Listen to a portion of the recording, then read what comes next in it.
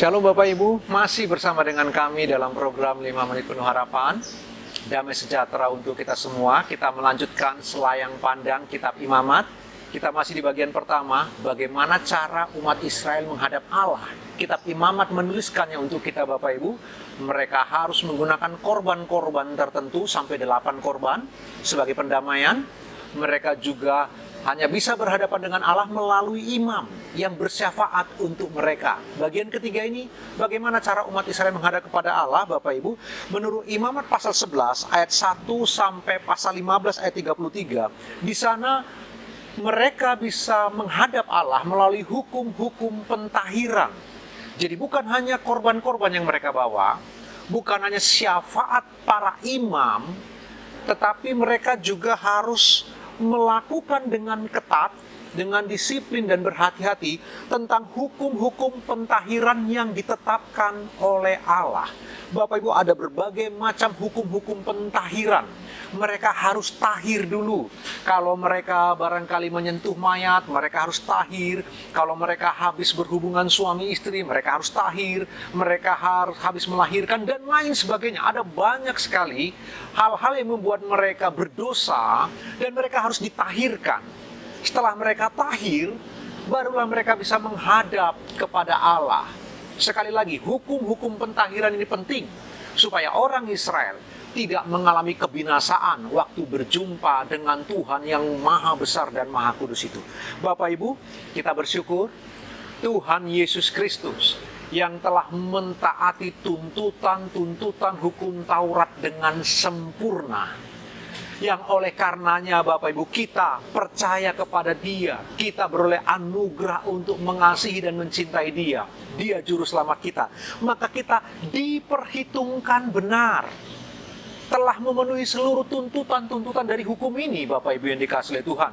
Coba Bapak Ibu bayangkan, di zaman sekarang, jika kita masih harus terus-menerus memenuhi tuntutan-tuntutan hukum pentahiran ini, Bapak Ibu yang dikasihi oleh Tuhan, betapa kita mungkin tidak mampu melakukannya dengan ketat dan disiplin.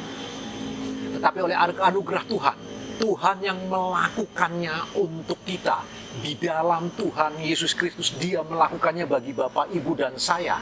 Sehingga kita, Bapak, Ibu yang dikasihi oleh Tuhan, kita bisa langsung bertemu dengan Allah yang Maha Kudus, Allah yang sama yang disembah oleh orang Israel dalam kitab Imamat. Kita bertemu dengan Allah yang Maha Dahsyat, Allah yang sama yang menyertai orang Israel di padang gurun. Tapi mereka membutuhkan korban-korban, mereka membutuhkan syafaat para imam, mereka membutuhkan ketaatan kepada hukum-hukum pentahiran. Sementara Bapak, Ibu, dan saya, oleh karena Kristus Yesus Tuhan yang telah memenuhi seluruh tuntutan hukum itu, Bapak Ibu, kita beroleh kasih karunia yang ajaib. Kita bisa bertemu dengan Allah dalam doa kapanpun dan dimanapun.